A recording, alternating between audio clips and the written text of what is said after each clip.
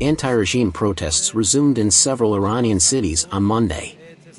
Merchants at Amin Hozor Market in Tehran went on strike, expressing their discontent with high tax rates and economic issues caused by the regime's policies. Meanwhile, a group of creditors from a regime-affiliated financial institution in Peshwa, Tehran province, gathered to restate their demands. These thousands of creditors have been victims of fraud by regime-run investment firms.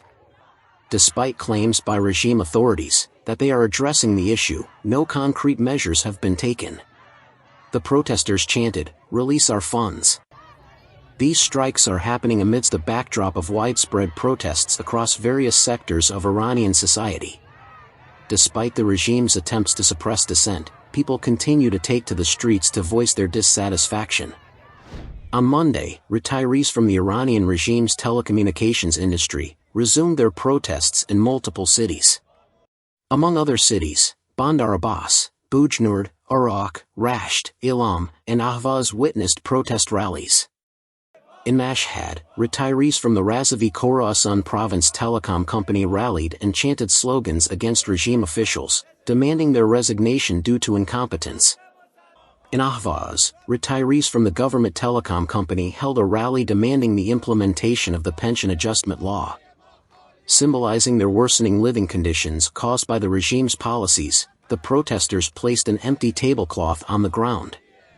In addition to these protests, defiant youths are targeting regime centers and institutions in response to the recent surge in executions and crackdowns on regime opponents. In Anzali, defiant youth targeted the headquarters of the Revolutionary Guards, IRGC, Imam Hossein Security Battalion, as the IRGC is responsible for suppressing protests and engaging in violence against protesters in Iran's streets.